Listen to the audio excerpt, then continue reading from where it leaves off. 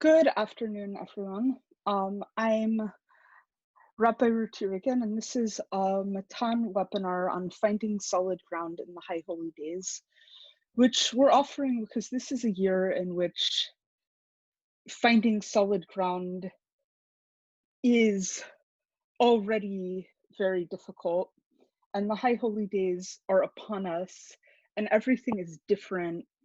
And so we wanted to talk about what do we do with the year we're having, and how are the High Holy Days part of that? And so, as usual, ground rules. We like questions. We welcome them very much. You can ask questions in the chat box at any time, and I'll watch the chat box and integrate answers in as I'm going along. And we'll also leave a few minutes available at the end for questions people may have at the end. So, yeah, Mr. Anker, please ask questions. We love questions. So, we're living through some pretty hard times right now, for any number of reasons. The pandemic has been very disruptive for day-to-day life and for things we might have counted on. And even for some of us and for some people we love, for life itself feels much more uncertain than it did a year ago for a lot of us in a lot of ways. The upcoming election, in combination with the pandemic, in combination with outcry over various things, is also very high stakes, a lot of uncertainty. And it's just, stuff is hard right now, especially, and it's hard in a particular way for parents and for educators. It's hard in a particular way for disabled people, and it's hard in a particular way for those of us who fall into all kinds of different categories, which I think most of us do. And one of the things that's really hard right now is just the sheer amount of uncertainty we're dealing with. Like, how is all of this stuff that looms so large in our world going to resolve, and how many of us are going to live through it, and how many of our institutions are going to live through it, and what are we going to lose and what are we going to have when we come through on the other side of the pandemic, on the other side of the election, on the other side of the other things that loom very large in our communities right now. So, and in combination with the inherent intensity of what's going on in the world right now, the Rosh Hashanah and Yom Kippur liturgy itself is pretty emotionally intense, pretty hard-hitting, maybe particularly so this year, because it deals with matters of life and death, which loom really large right now because we're facing something like being surrounded by a deadly disease that anyone could get, and even people who are relatively low risk could still become very sick, and none of us have zero risk. And so dealing with liturgy that goes into really intense life and death talk might feel different this year. Divine judgment, especially associated with this high stakes thing, might hit pretty hard. Grappling with sin and guilt, grappling with like Teshuvah, figuring out how do we work our way out of this, what do we do, how do we do better. It's a little more imminent in some ways. So you see, like okay, I see this, there's a typo here. It's Unatan et Tokeh, not Tokeh. This is from the Shalem version. We say, B'Rosh Hashanah yikatevu, u'v'yom tzom Kippur yichatemu. Like on Rosh Hashanah, it's written, on Yom Kippur, it's sealed. Who will live, who will die, who will live a long life, and who will come to an untimely end, who will perish by fire, and who by water, who by sword, and who by beast, who by hunger, who by thirst, who by earthquake, who by plague, and etc. And I know that speaking personally, I've worried about life and death for myself, for people I love, especially in the disability community, but I haven't had that as a shared communal fear looming this large for everyone. And for me, until this year, plague was something that happened in Exodus. So it's intense, and potentially more so this year. life and death themes in particular might be more literal and less figurative for a lot of us. And for a lot of disabled people who face life and death circumstances regularly, it's always maybe felt literal of center. But particularly this year, I think for most people, many of us who know people who have died, I know I've lost multiple people since this pandemic started. Many of us know people who are at really significant risk. Many of us ourselves are at really significant risks. And so when we go into the holidays and talk about life hanging in the balance between Rosh Hashanah and Yom Kippur, for some of us, that's going to feel maybe more literal than it ever has before, because there's specific people we're afraid for, and maybe for some of us, that's ourselves. Themes of sin, similarly, may feel much more literal this year, much less figurative or abstract than they usually do, because we're in this out of control pandemic, and there's a human hand in making it as out of control as it is, because of the failure of various responses of various people who should have been responsible for mitigating it, for formulating a response strategy. Thinking about responsibility looms pretty large on both a communal and individual level. We've also had massive protests in the face of police violence, and thinking about how we grapple with that as a society, and how we grapple with the consequences of racism and the consequences of sexism is really imminent right now for a lot of us. Democracy is kind of unstable right now, and thinking about what's our responsibility to do something about the instability in democracy and the rise of like authoritarianism globally, you know, might make these themes of sin feel different, and like there's more at stake this year than there is in some other years. And of course, there's also Me Too, which has been loomed really large in thinking about how do our institutions work, what's going wrong with how we treat women, and how we treat people who have been victims of certain types of violence and harassment, and how do we fix it. And I could go on, because there's just so many imminent moral reckonings that exist on a very broad communal level, and that maybe we're thinking about. None of us bear complete responsibility for all of that, or even most of it, but we have a responsibility for a part of it. And it's always sort of the approach that I've taken to disability inclusion.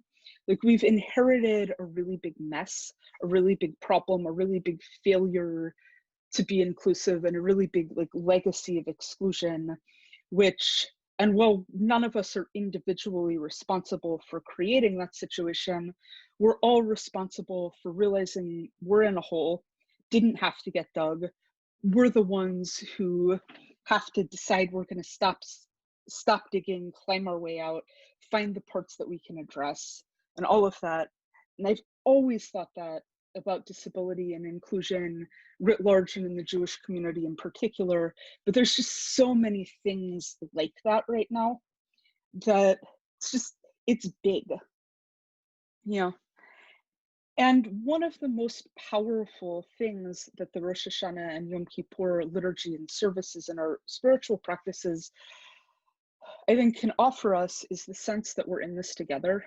Like, we may all have sinned, we may all have done wrong, the world might be a big scary place, but at least we're not alone, and at least we're a community, and we can grapple with this stuff both individually and together.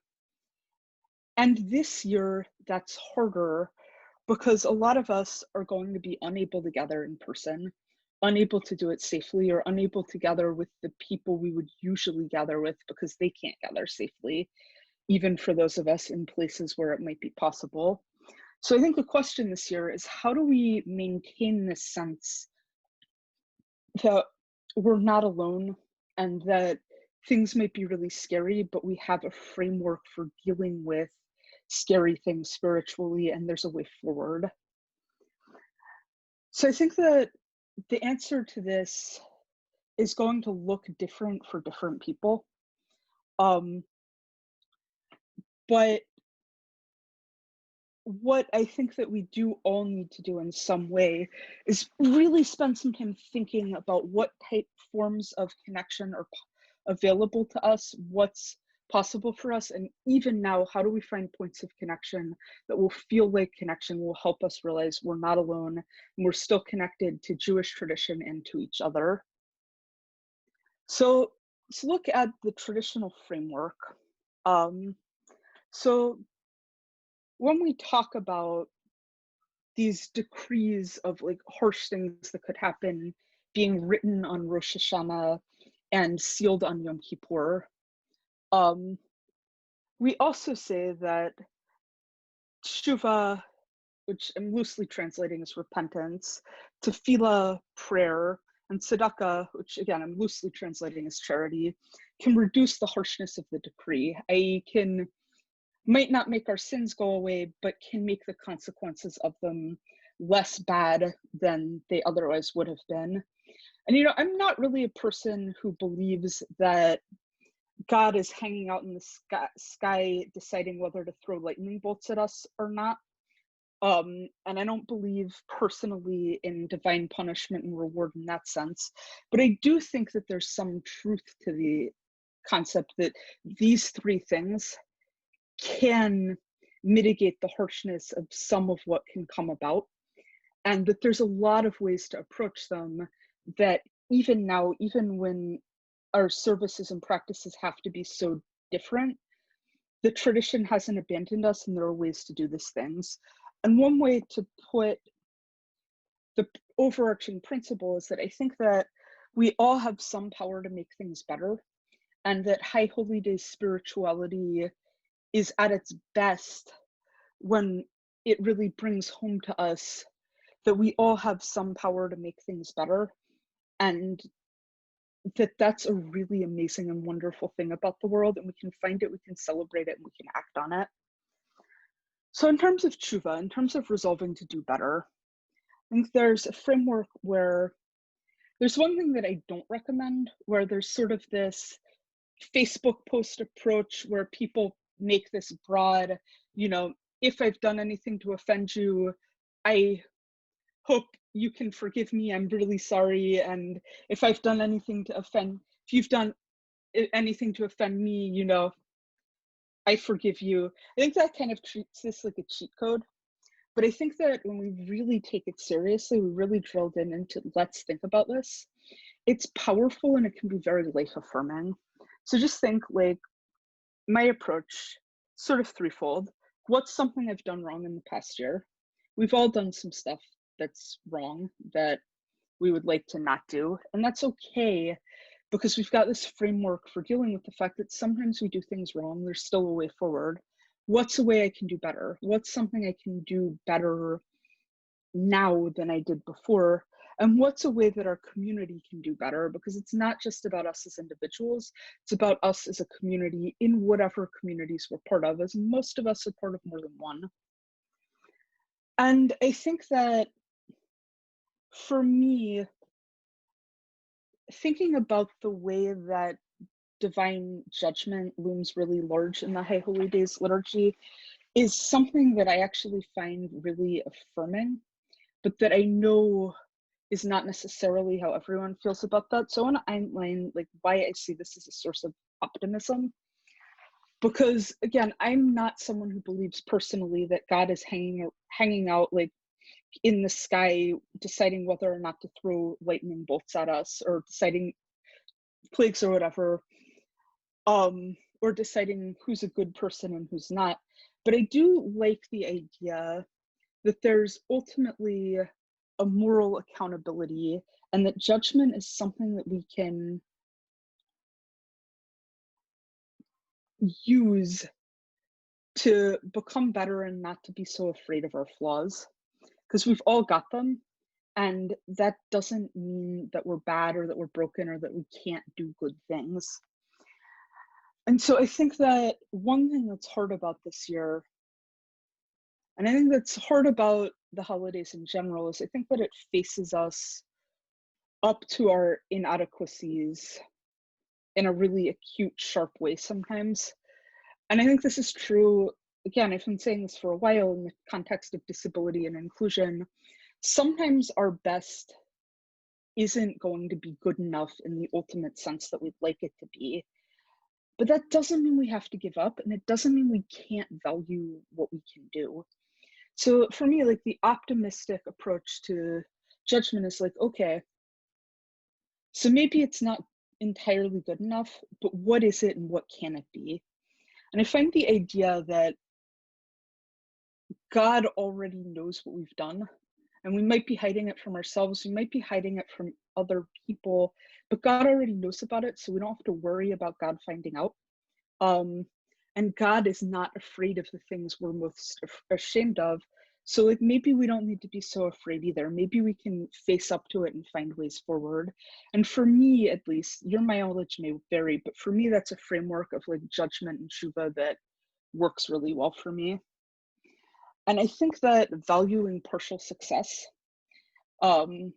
is really critical to doing Teshuvah effectively and to not isolating ourselves.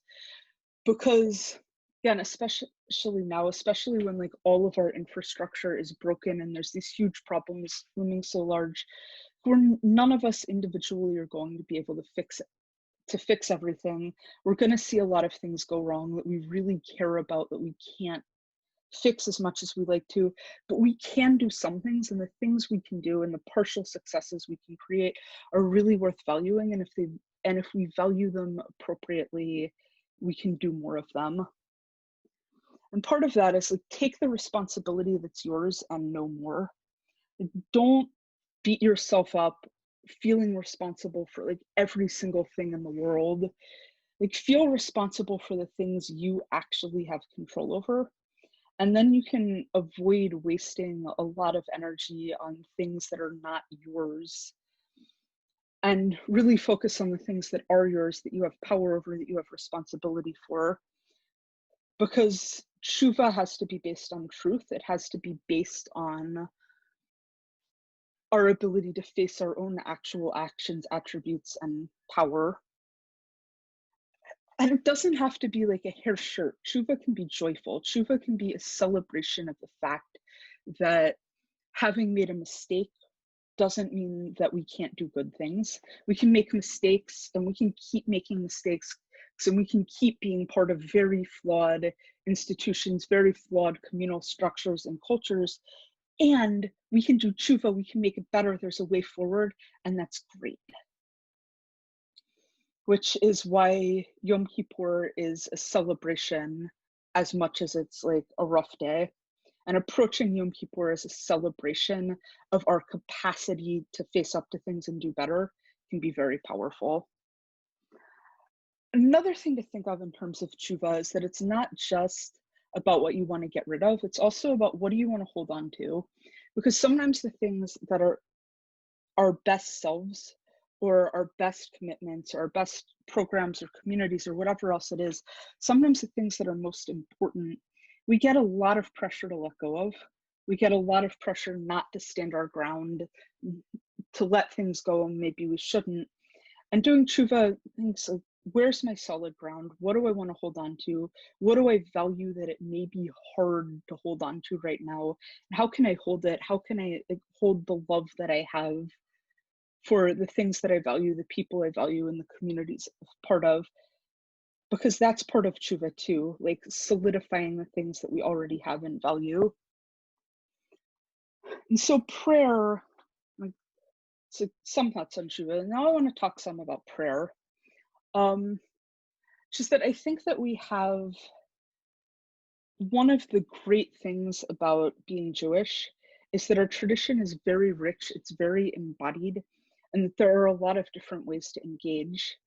And even though that's harder this year because some of the options that many of us may depend on won't be available, there's still a lot there, and there's still a very large range of things that I think have the potential to work for a range of people who approach things in different ways, both in our individual practices, how we make the holidays work for our families and communities, and how we might teach about the holidays in educational settings, because there's a range of different things.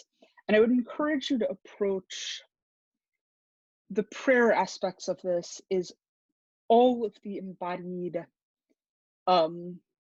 ritual practices associated with the holidays, which there's a range, and it's not just about saying words. That's one way.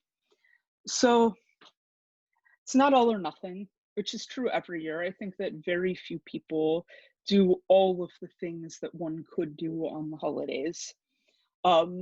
And maybe this year, some of the things many of us usually do won't be the things that we do. But again, in the sense of valuing partial success, the things that we can do are worth doing. And the ways that we can connect are important connections.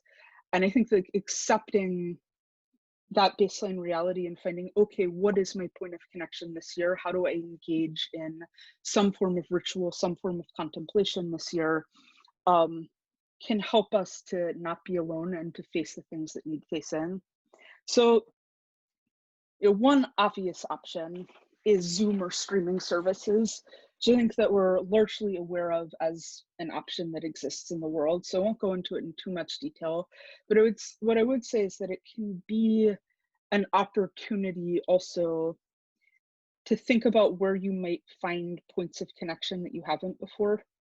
For instance, if you're LGBTQ and haven't had experience of like affirming community on the holidays, like finding an LGBTQ synagogue with streaming services might be helpful. Finding one that's going to be captioned, if you benefit from captions, might be helpful. Thinking about like what, not just like watching a stream, but thinking about like how could a stream be a form of connection for something you value that you might be able to seek out this year in a new way. But again, I think that we're all largely aware of the existence of Zoom services at this point. So they also have limitations, and that's not the only thing we can do. So another option is to do virtual holiday gatherings. On the holidays, if that's compatible with your practice, and for some of it it is, it's for some of it it says it isn't, but gathering pre-holiday and connecting, maybe like doing a meal together, having a conversation, or doing a relevant activity together can be a point of connection, even if you don't have the extended kind that you might otherwise have or want.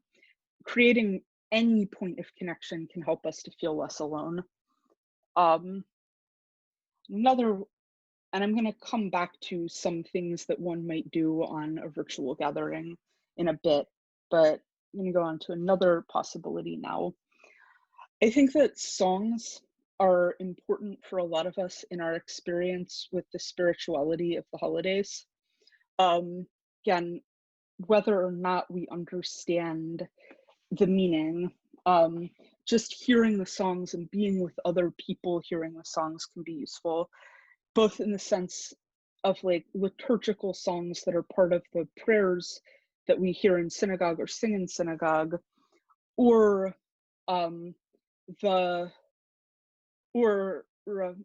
secular music with similar themes can be a point of connection. And even if we're not able to gather in person, even though singing in a group over Zoom doesn't work in the same way, there are still ways that music can be a point of connection. One obvious way is singing them yourself, in a sense of like, you might sing along with the service, or find a recording online and sing it, or find sheet music if that's what you do and sing it. And like, if that's important to you, finding a way that you can sing it in a way that will feel at least somewhat right might be really helpful, even if Zoom minions and stuff don't really work very well for you. Listening to recordings can in and of itself be a point of connection for some people. Again, whether it's part of an online services or whether you just do it by yourself, it's an option that for some people can help. Another thing that we can do is make and share playlists with relevant theme music with each other and with other people in our lives who we might want to connect with, because even if we can't listen to music together in person, sharing songs and talking about songs and sharing songs that fit the themes we're thinking of can be a point of musical connection that can hit some of the same notes. And both musically in terms of prayer, I think for some of us, reciting all of the prayers on our own is a good option. For some of us, it isn't.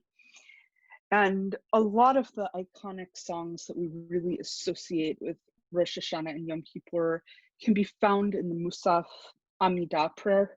And just knowing that that's where most of them can be found in the Machzor could be helpful for finding them. But also I think that it's a good place, if you're not in a place to get through the whole liturgy, that would be a place that I would focus, because it has most of the stuff that hits the hardest and that we might associate particularly strongly.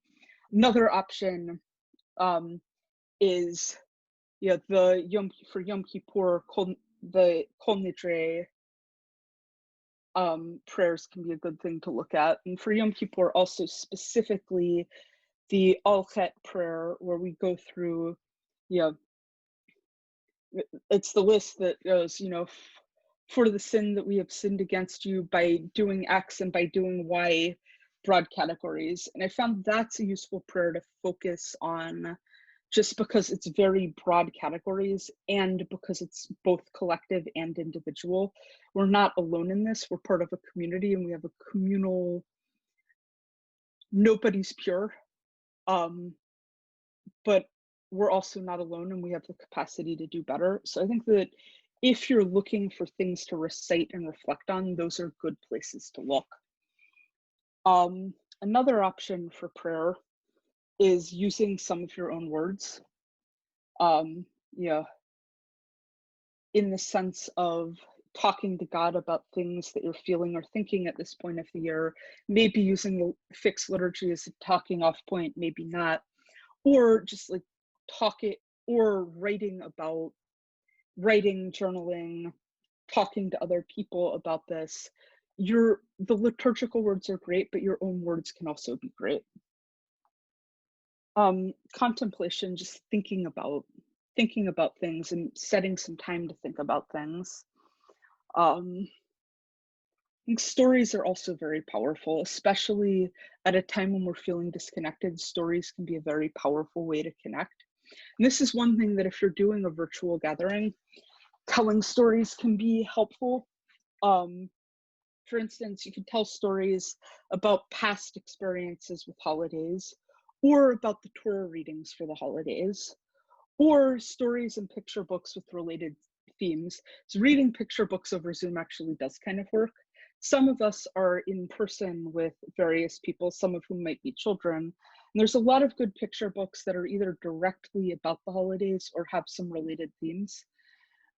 And stories can help even if we aren't doing all of the things that we would usually do. So another thing that we can approach as prayer as a way of connecting to ritual is studying the Torah and Haftarah readings. We might not be able to go hear it read, but these are like really iconic stories. And we can still read them, we can still talk about them, we can still think about them. And there's a lot of commentary on them available in various places, both online and offline. Studying the liturgy as text can also be an option if like sitting and reciting it doesn't work for you. Studying it as text and thinking about like, what does this mean? How do I read this? Either alone or with a partner, with a chavruta, can be a way to connect to the liturgy and to be part of this, even if recitation doesn't work for you, if recitation doesn't work for you when you're not in a group physically. And then there's the other kinds of prayers that are like a little less cerebral, but that are more like stuff we do with our bodies that gets us into the mode of the holidays. Apples and honey. and approaching that not as just like a custom, but like this is a form of prayer, and we can make the world a bit better by engaging in this type of like embodied ritual, even though this is a hard year. Apples and honey still work. Other symbolic foods, and again, this is a thing that can work over a virtual gathering. So there are some traditional symbolic foods, and most of the traditional symbolic foods are kind of Aramaic puns that might not be super relatable for most people. But there's another custom that I learned studying in yeshiva in Jerusalem from Rabbi Shmuel Lewis, that there's a custom of, instead of doing that traditional list of Aramaic puns, getting just a bunch of different foods like fruits and vegetables, and then everybody picks one and makes a pun on it that's a blessing for the new year for everyone. Like, you know, for instance, you might pick a tomato and say, like, may none of us get tomatoes thrown at us in our performances this year. Or, yeah. And any number of other things. And things like everybody pick an object and do something with it tends to actually work really well over Zoom gatherings, as a way that it's not like this constant wall of exhausting words. It's so this way of like blessing each other and sharing our intentions for the year in an embodied way, even when we can't be together in person, can work remotely. And again, some of us are with people in person, and this is a custom that little kids usually really like. So that's another thing. Another thing is, you know, baking challah. Baking challah it's a ritual practice. We can value it as one. We can see it as a form of prayer. And I think that there's a reason why, as this quarantine has progressed, a lot of people have gotten super into baking. So I think if we lean into that, again, I understand that like there's certain gender connotations of suggesting challah baking. So I want to be clear, I'm not saying this is the only form of ritual. I'm not saying that only women can do this, but I'm saying that baking challah is something that can be a spiritual prayerful practice associated with the holidays. And I mean that for people regardless of gender. Challah is great, and if you want to bake it and you connect to that, like that's something worth valuing. And if you've never done it before, like it's a thing that can be learned. And like, yeah, okay. Related to that, like cooking writ large, when we're apart from people we'd rather be with, one thing we can do is exchange recipes with each other. So we might not be able to make food for each other in person, but we can still share in the experience of making food together and knowing how it came out and that kind of thing. So again, there are a lot of different ways to connect to ritual. Those are some that I think work pretty well for some people. I would recommend thinking about it. But if none of that works for you, think about like, what are some other options? What do you associate with the holidays? What might you be able to do that's like an embodied ritual practice of the holidays, or a way of thinking about things? So then there's the third thing that we say can alleviate the severity of the decree, which is tzedakah, which I would say more broadly, it's not just money, but in terms of how can I contribute to making the world better? Like right now, both right now and in an ongoing way. Sometimes that's money, like donating to, like giving money to a person who you know needs it, or a cause that you know needs support. But sometimes it can be other things. Sometimes it can be time. Are there people who you can help? Is there a group you can help? You know, can you help people get food if delivery infrastructure isn't great in your area and you have a car and some people who are high risk don't? Can you help people register to vote? Can you help people do any number of other things? And a lot of us don't necessarily have either a lot of time or a lot of money right now. Like, we're in tough times. Some of us have some things, and even doing little things to help matters, makes the world better, lessens the severity of the decree on everyone. Sometimes even just moral support can be helpful.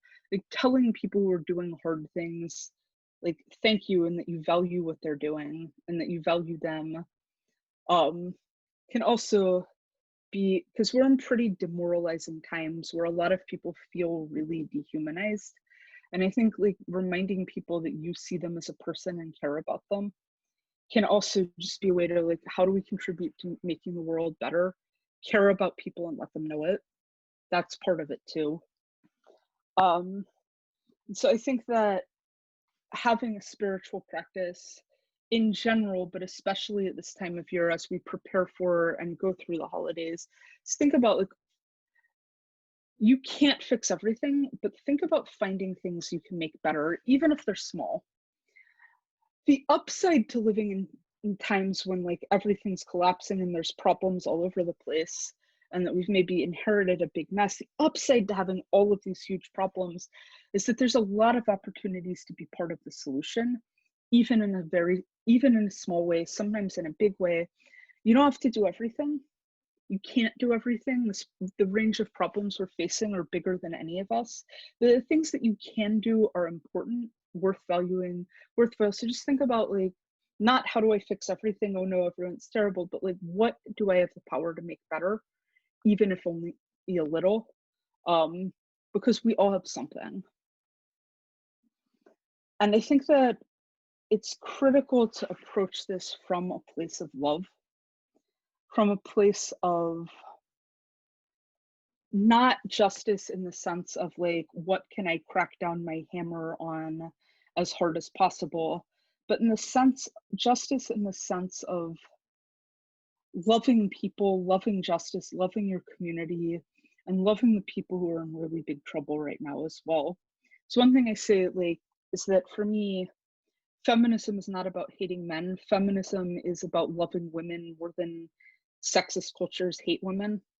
And my practice of disability rights, disability inclusion, and equality, it's about like really loving disabled people as human beings and building a community that can encompass the kind of love that is too big to have room for discrimination, too big to have room for hatred.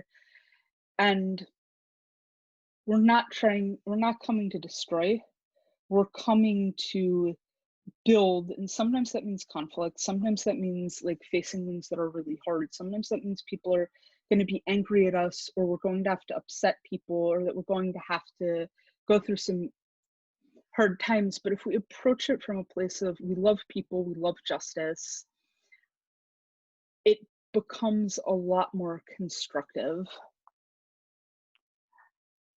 And I think part of that is that we've got to love ourselves, and we can't beat ourselves up for being human or for the fact that this is really hard. And I think that part of that is it's okay to be afraid, because we're living in inherently frightening times where there's a lot of really scary things happening. And it's okay to be scared when things are scary. And it's okay to be scared when we're thinking about doing things that might involve taking some risks, either physically or emotionally. And being afraid or being worried about what might happen, that's nothing to be ashamed of. And when we're afraid, we can still be brave. And we can still act from a place of love and be like, yes, I'm afraid, and here's what I'm doing. Here's what I'm loving, and here's what I'm valuing. And it's okay to be struggling, because we all are. And I think that, yeah, it's really hard to work without childcare. It's really hard to work when it's really hard to act in the world and be stable when healthcare is what it is right now. It's hard to deal with like all of the stuff we're surrounded with, all of the really urgent things. Everyone's having a hard time right now. having a hard time is not a moral failing, it's being human. And if we get into the place of like, it's not hard because there's something wrong with me, it's hard because it's hard. And it's okay to be struggling when things are hard. And like, just, this is not something we need to be ashamed of. It's just something we need to be brave about. And I think that we can do it. And it's also okay to be angry. Anger is, you can have love and anger at the same time. Like, a lot of things are wrong right now. And a lot of things are wrong right now because of choices people made that were not inevitable. And a lot of us are facing conflicts that are becoming more urgent. We might be angry at people, we might be angry at God, and like, we're not going to break God, Judaism, Torah, or each other by getting angry about the way the world is right now. And so, like, if you're angry, it's okay to be angry, but do it from a place of love, and do it from a place of being angry because the world could be better than it is, and because the awful things that are happening didn't have to happen, and because we can do this so much better, and because we love each other enough to care about what's happening right now. And sometimes anger is just the only possible reaction to certain things, but don't let it be an end in itself. Don't let it be all consuming. And it might also help to think about having some perspective about where we came from and where we might be going. And I think that this is a way in which it really helps to be Jewish, because Jews have been through some really unbelievably, unimaginably difficult times before. You know, some unbelievably, unimaginably tragic and oppressive circumstances. And we're still here. We're still Jews. We still have the capacity to do Jewish things, to love each other, and to pursue things worth pursuing. And while stuff's really bad right now, we're good at hard. We're good at hard. And I think that we're also a very resilient people and a very resilient tradition. And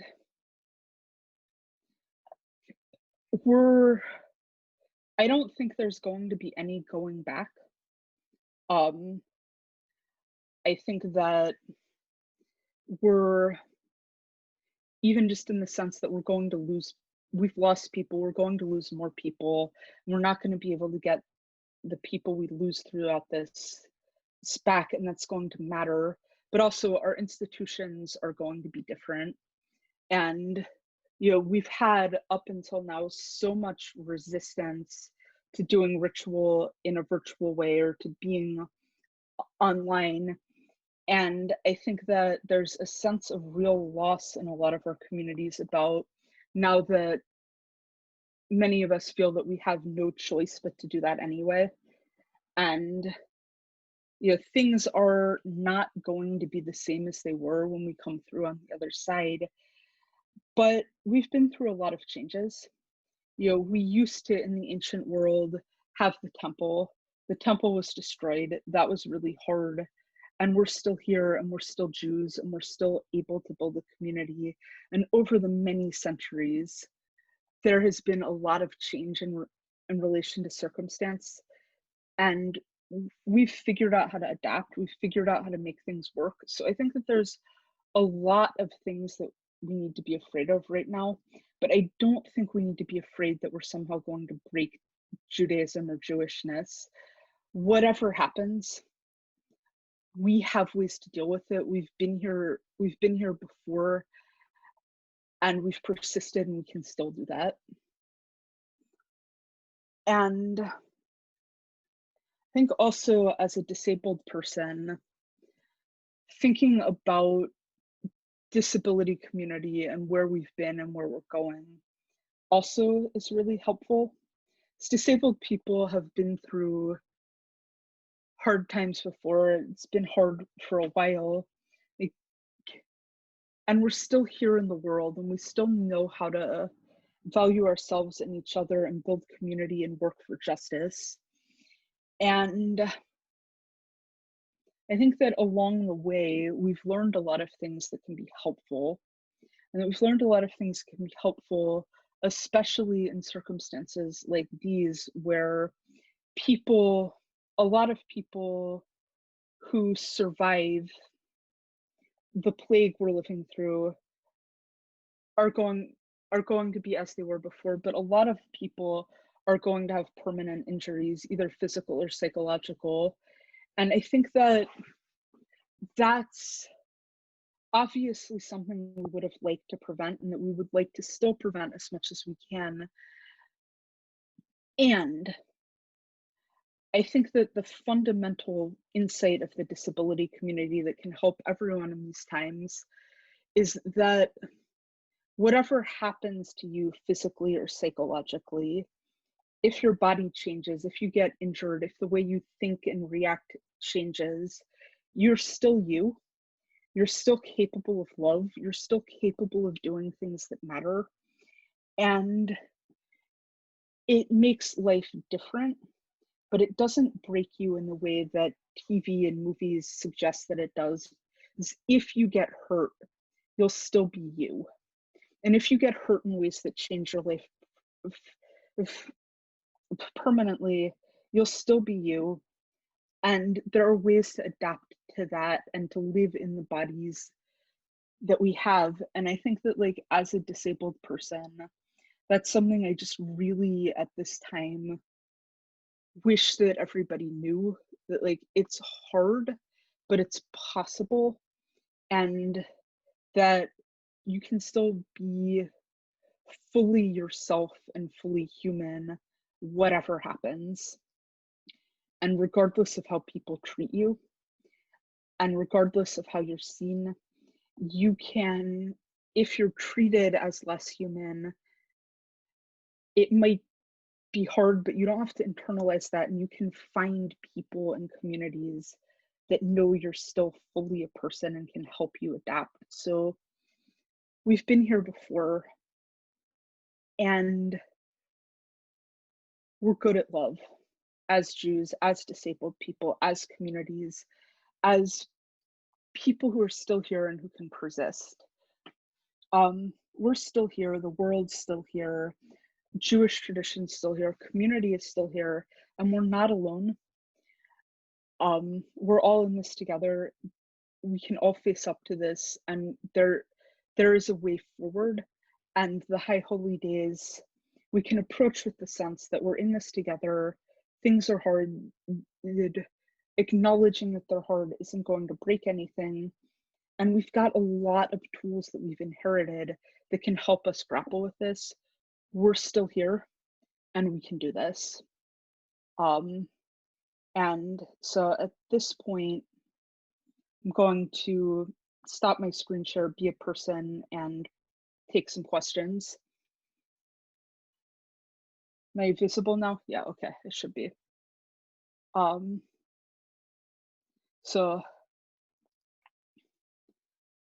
if you,